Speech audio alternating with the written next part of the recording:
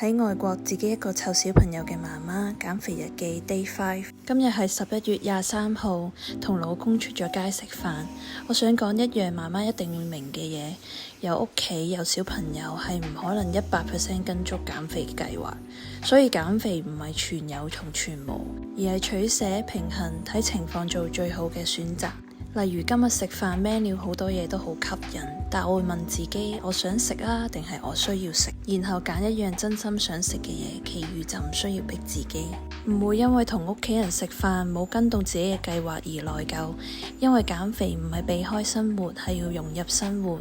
有時要陪老公，有時要陪小朋友，有時係照顧自己。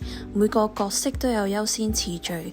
今日嘅我揀咗家庭，但我依然可以做得好健康。今日食咗黑松露牛肉炒菜心同埋雜錦海鮮，加咗杯咖啡，所以我今日 skip 咗個晚餐，唔使逼到自己咁完美。有意識去選擇就已經比昨日更進步。今日嘅我冇跟足計劃，但係我做咗合適嘅平衡。你唔需要放棄生活先可以減肥瘦到。